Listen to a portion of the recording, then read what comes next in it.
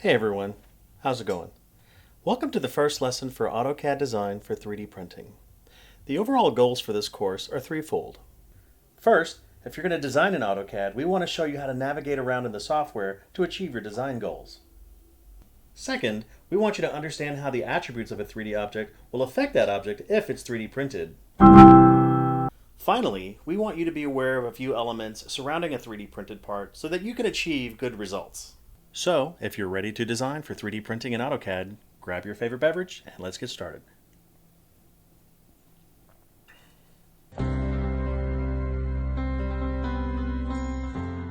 For this course, you're going to need to have some understanding of AutoCAD's user interface. If you're totally new to AutoCAD, go back and watch this pre-video. Today, I'm going to go over some commonly used setup and 2D drawing commands. For setup, we're going to go over object snaps and units. For 2D commands, we will go over line versus polyline, move, circle, offset, trim and extend, and fillet. Next, we'll jump out of AutoCAD and literally onto my desktop to learn how to scale your designs.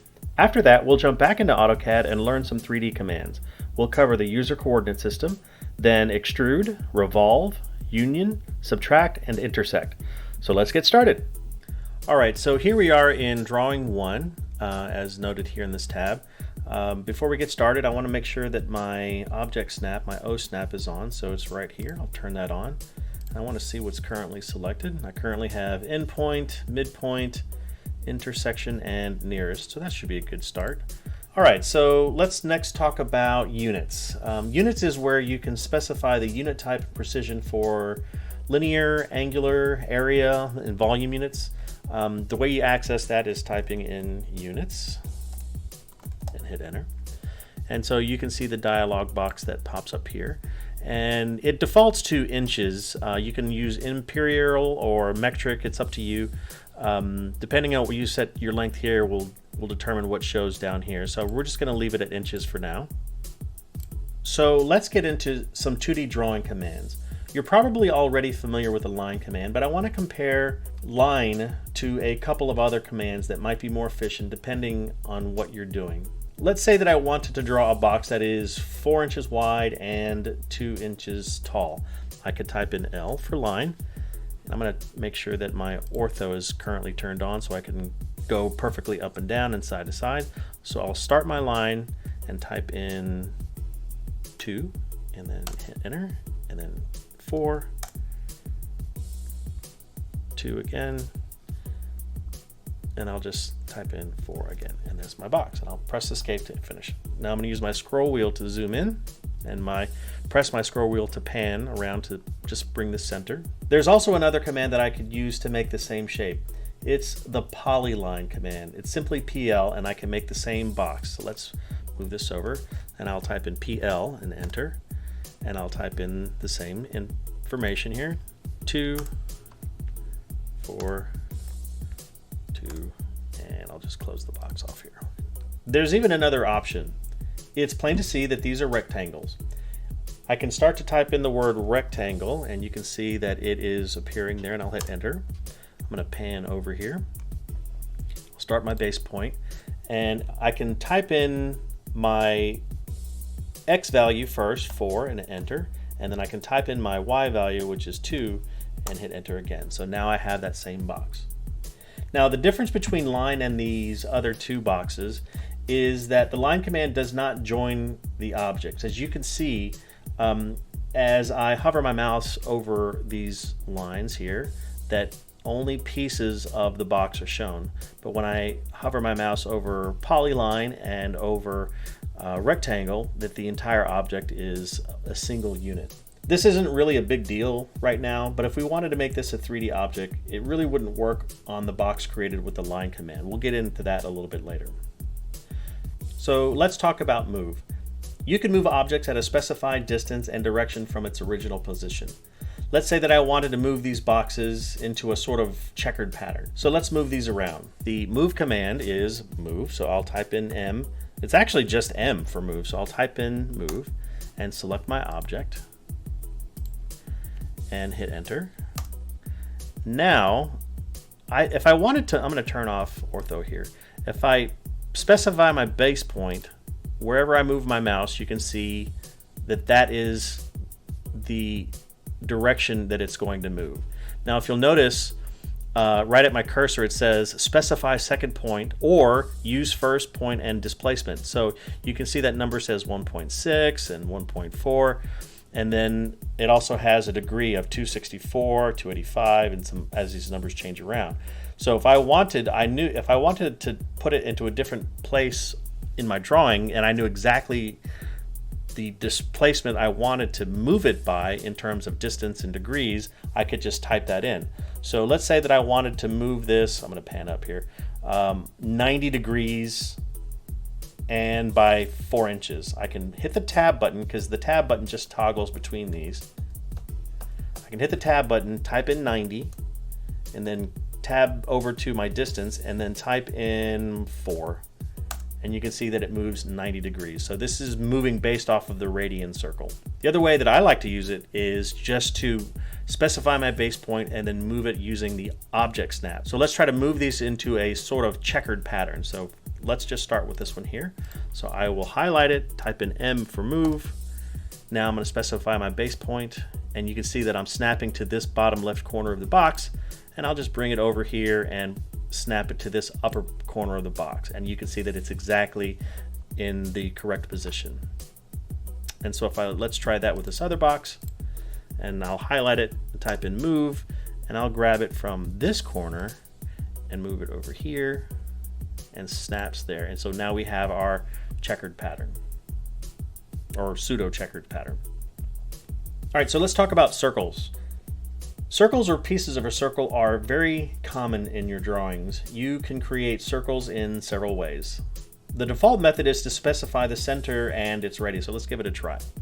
So the command for circle is C, so I'll type in C for circle, and wherever I set my base point is going to be the center point for that circle. So let's just make it randomly over here, and then here I can just, wherever I click again is going to be the size, and you can see the numbers changing from 4.2 to whatever. I could set the radius.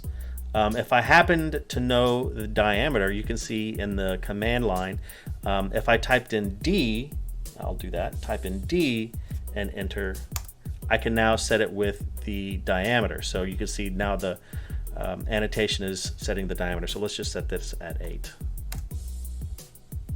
And that's how you draw a circle. So let's talk about the offset command.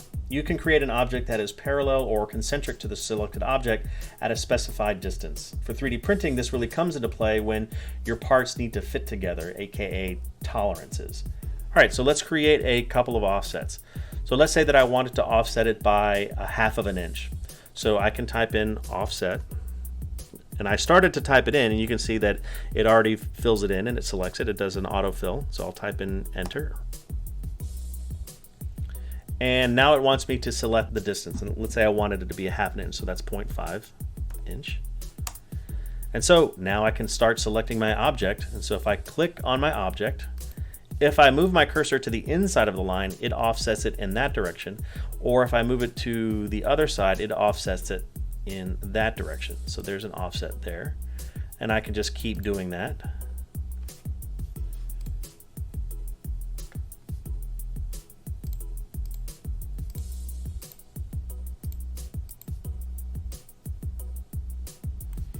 I could also do it with a circle.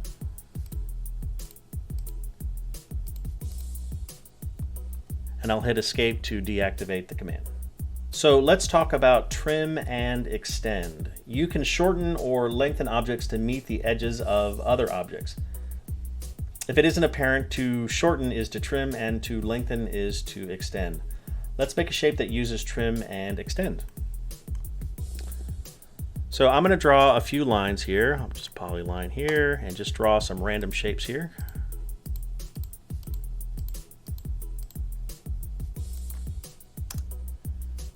Now I'll use the line command here.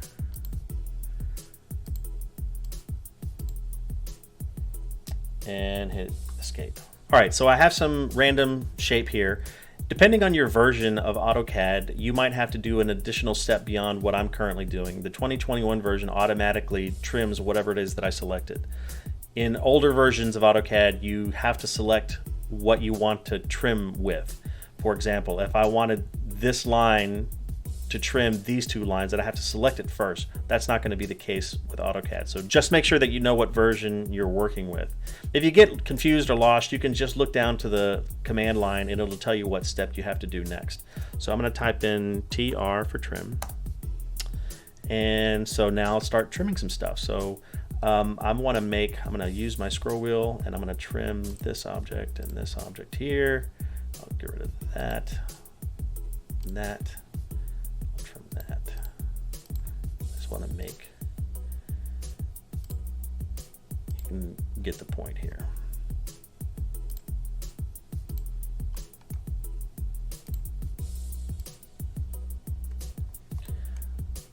All right, so let's talk about extend. Now, if I wanted to extend, I can type in EX for extend. I can extend to the next line here.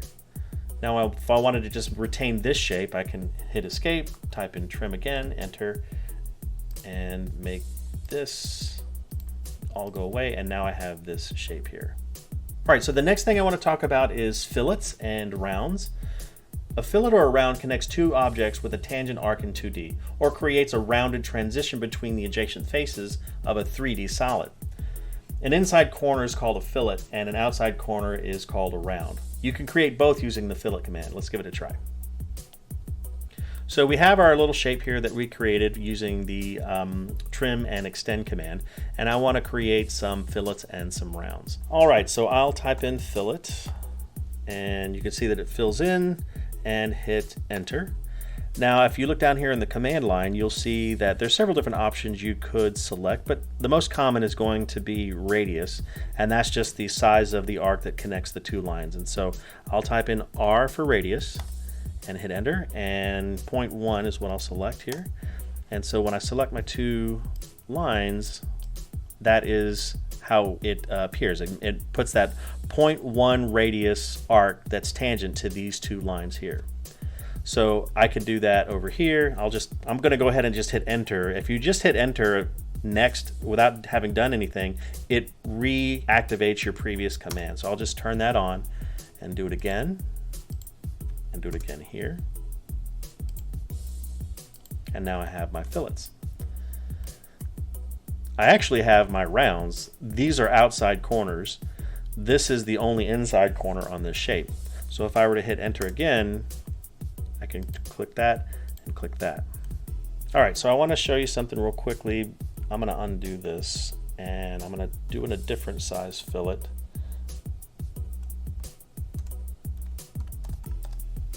Make that 0.05. I'm going to make this a smaller arc here. If you try to put in a fillet that is larger than the line that you have to work with, it's going to give you an error. So I'll type in that and hit enter, and I'll select that line, and you'll notice it'll give me a fillet radius is too large, so it won't work. So just make sure that you've selected the right fillet size for whatever object you're working with. All right, so I'm going to hit the top button here and bring everything into view.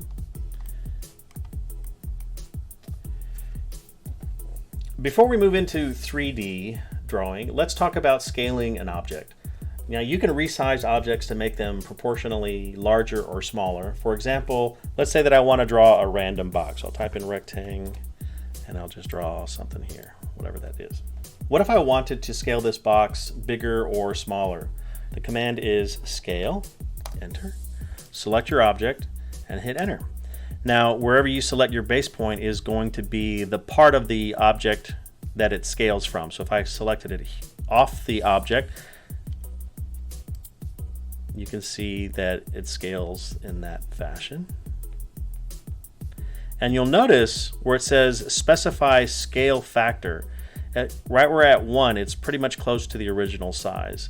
And if it's at 0.5, you can see that it's about half the size. And so the scale factor is by how much it's growing or shrinking.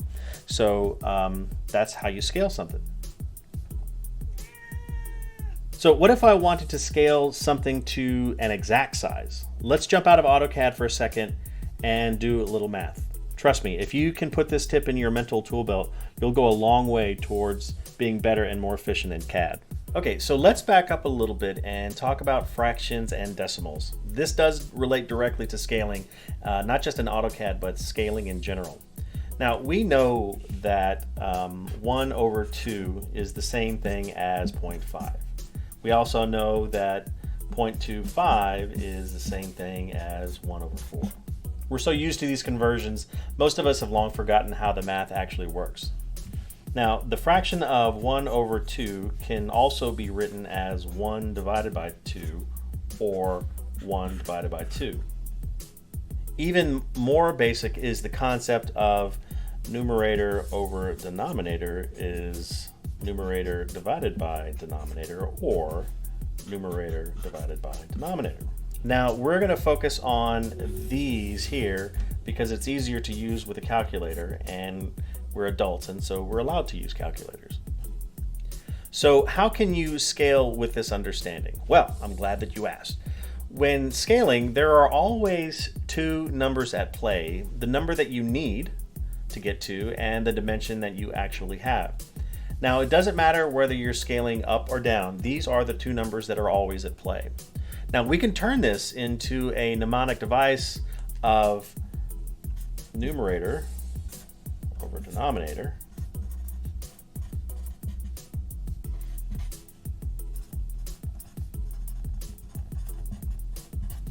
to the number that you need to the dimension you actually have.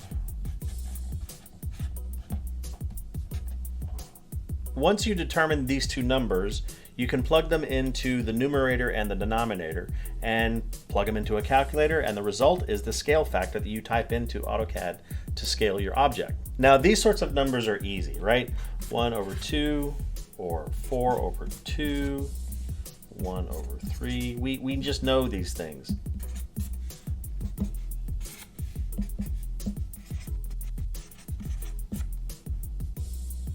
You rarely encounter scaling this easy, but when you do, good for you. By the way, you know you're scaling up or down if the result is greater or less than 1.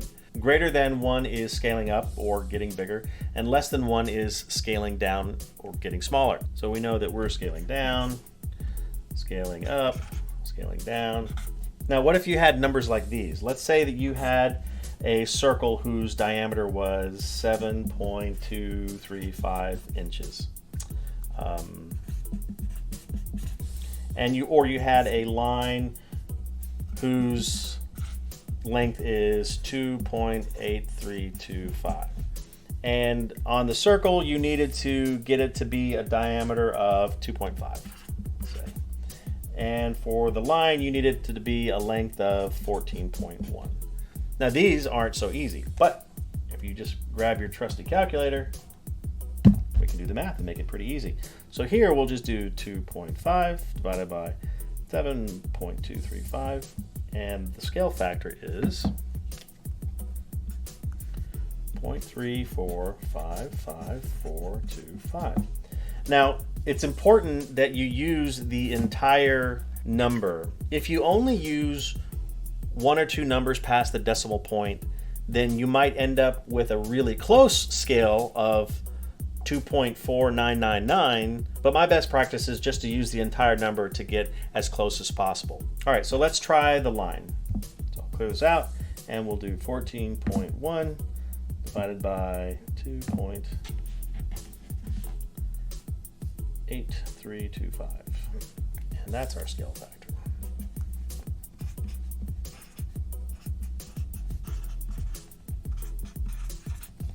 All right, so that is how you determine the scaling factor. This only has to be done for a single dimension of an object. Everything else will scale proportionally.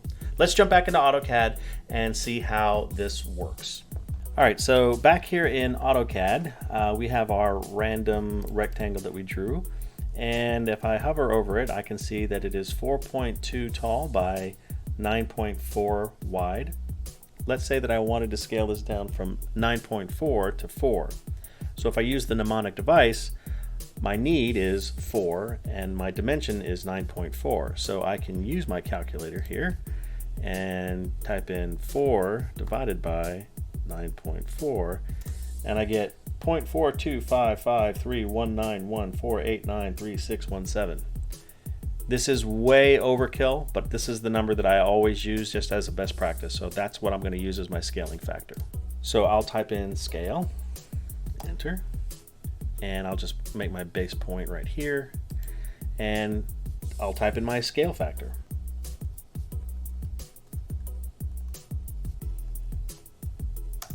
And so let's see if it's scaled down to 4. So I'll highlight it and hover there, and we can see that it's now 4.0. All right, so let's move into working with 3D objects now. By the way, I probably should have started the video by stating that I'm showing you the way that I learned how to draw in AutoCAD over the years. There are definitely better ways to do what I'm showing you, and I encourage you to go find them. When drawing in three-dimensional space, the X, Y, and the Z axis become very important. These axes are managed through the UCS, or User Coordinate System. Among other things, the UCS defines the work plane on which the objects are created. We can see all three axes if we orbit our view a bit. Now remember, to orbit is holding the Shift key and the scroll wheel on your mouse. You can see if I roll around, you'll be able to see now the X, Y, and the Z axis.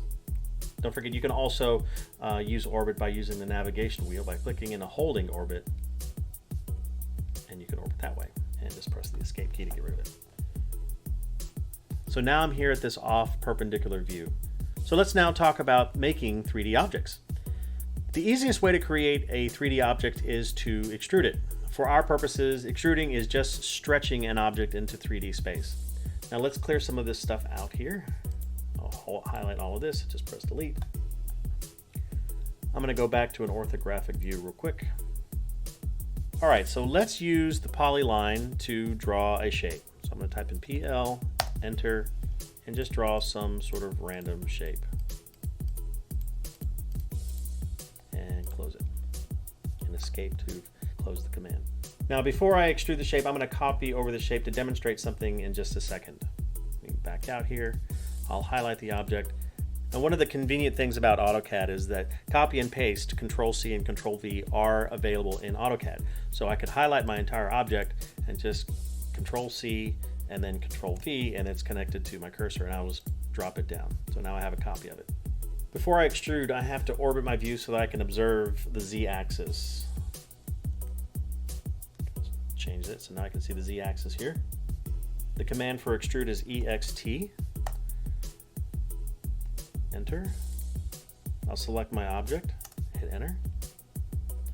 And so now you can see I can just manually stretch this as far as I wanted, or I can type in a distance. So I'll just type in a height of 2.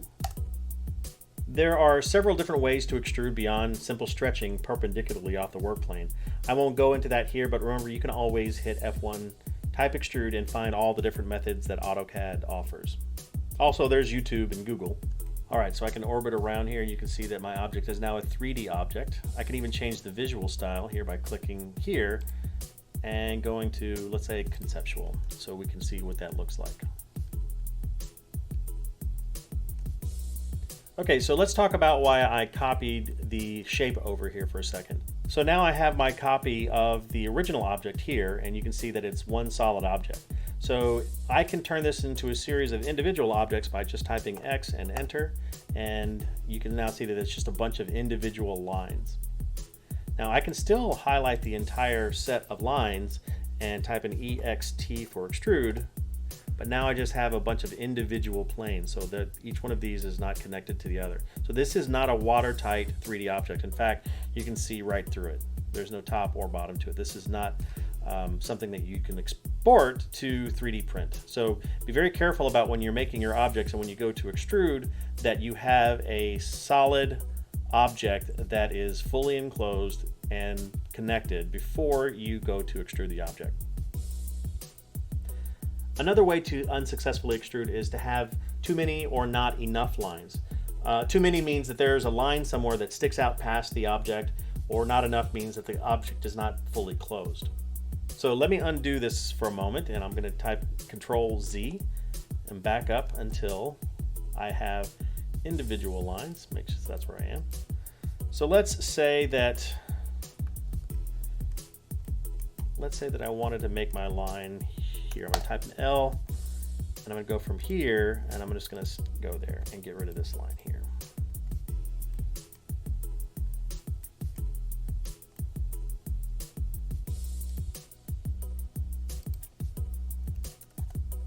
And so now I have this object where it's still fully enclosed, however this is sticking too far out. Now, most of the time this is an obvious glaring issue here where it sticks out that far. But sometimes it's so small you may not even see that line on the screen and not notice it. So I can still highlight this entire object, type in join, and enter. And this is now one complete piece. So if I try to extrude it, you'll notice down in the command line, just above it, it says one object removed from selection set. That's just another way of saying it couldn't perform the function of extrude. All right, so let's undo this. All right, so let's go back to our orthographic view and explode this again. So now I have my individual lines. I'm gonna zoom in here, and let's say that I'm gonna move this line here right over here. And now it's not fully closed. So I'll highlight the entire object, type in join, and it is fully one object now. And so now when I go to extrude, it'll still extrude, but it won't be a solid object like we saw just a second ago. Now again, sometimes the error is obvious like this, where you can see a big gap in the object and you can know where your error is. It's always a good idea to use the object snaps to make sure that whenever you're drawing lines, you know that they're going to snap exactly, not too far or not far enough, to the right spot. That's what the real value of object snap is. Another way to make a 3D object is to revolve. You can create 3D objects by rotating lines in 2D objects around an axis.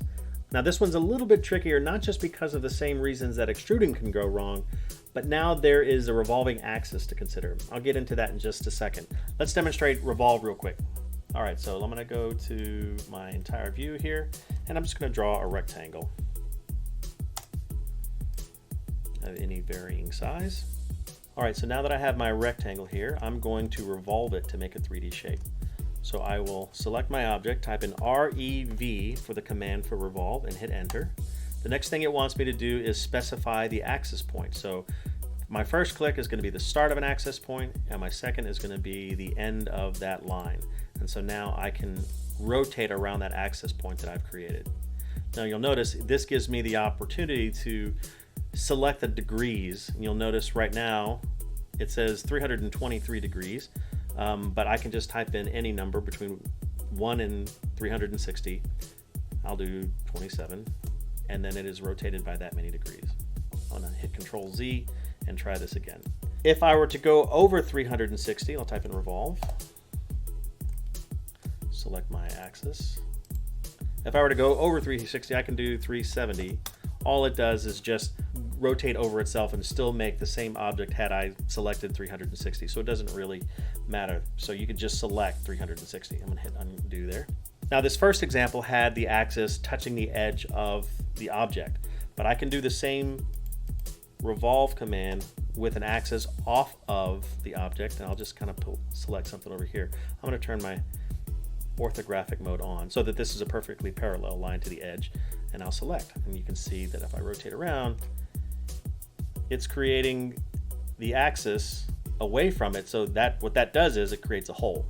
And of course, the radius of the hole is the distance from the edge of the axis to the edge of the object.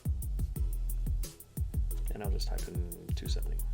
But the axis doesn't have to be as clean in terms of being parallel or perpendicular. I can make the axis anything. So I'm going to turn off orthographic mode, it already is. Select my object, REV, enter. And I'll just draw my axis like this. I'm going to rotate my view a bit, and you can see what it does. And I'll do 360, and you can see what the shape of our object is.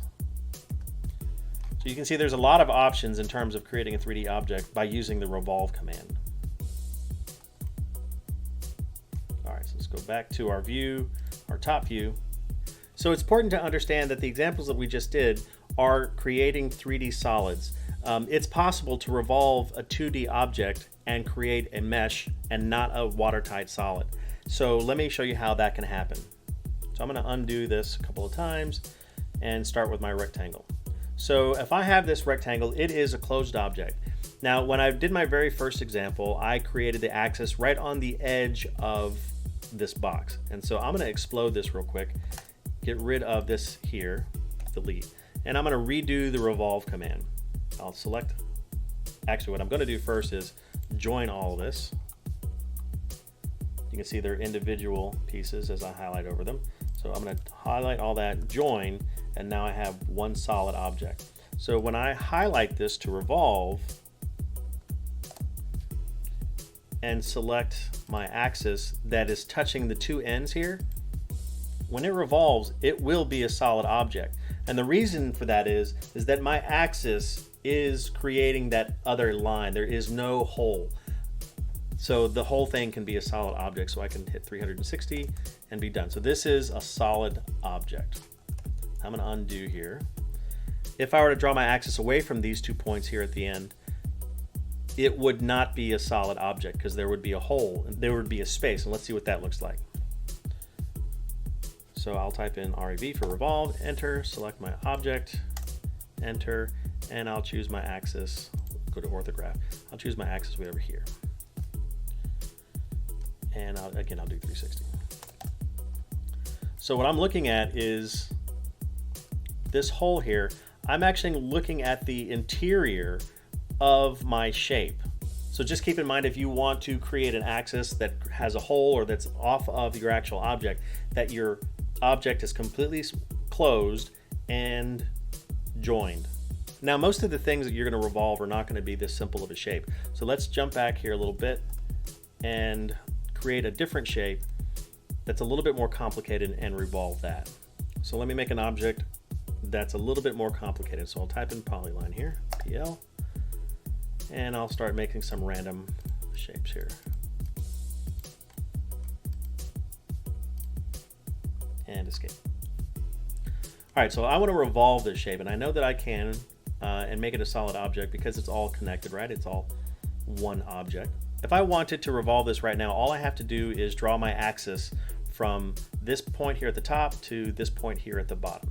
So let's do that. So let's type in REV, enter, select our object, enter, and then snap to that end of the object, and then snap to this end of the object, and now we have our object that we can revolve, and I'll do 360.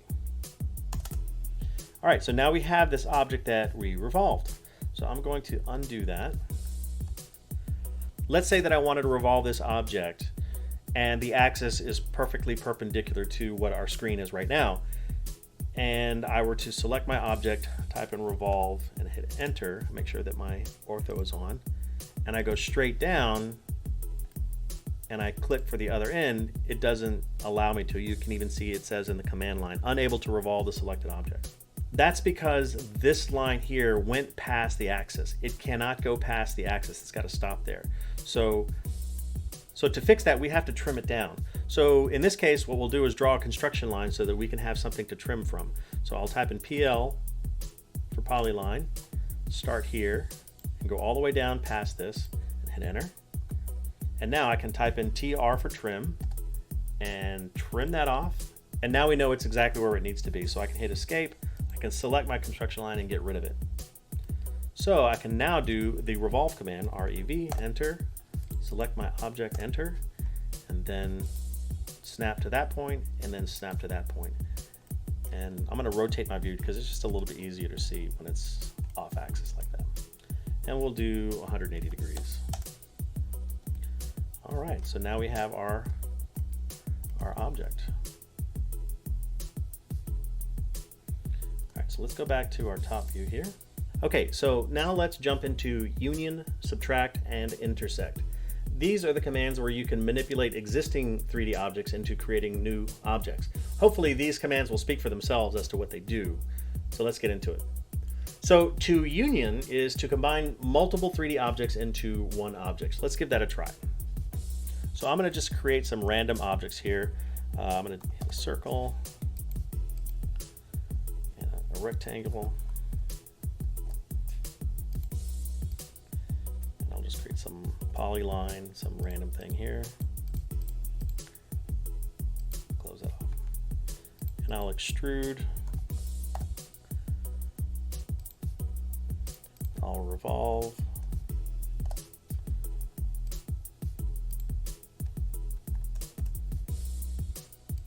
I'll extrude.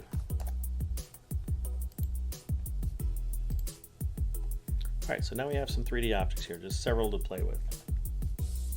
So as I move my cursor over each one of these, you can see they're individual objects. So let's talk about the union command.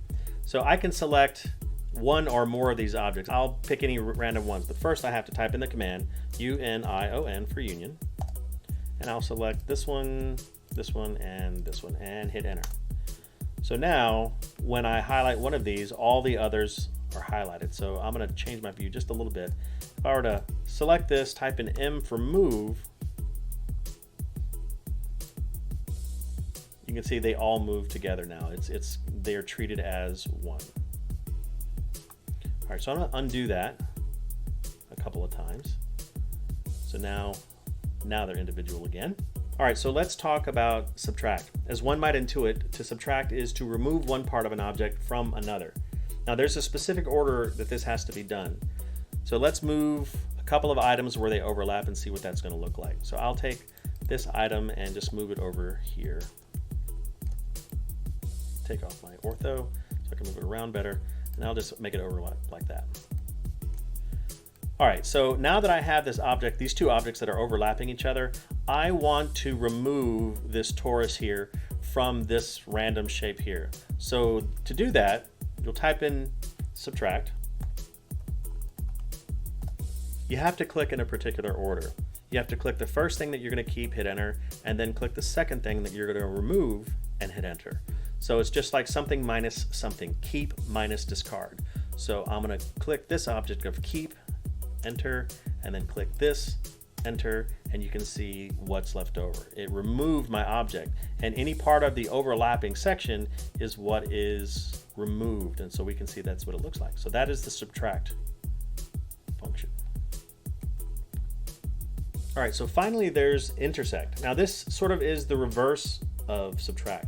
Whenever there are two 3D objects that overlap, the intersect command removes all of the non-overlapping parts of both objects. So let's give that a try and see what that looks like.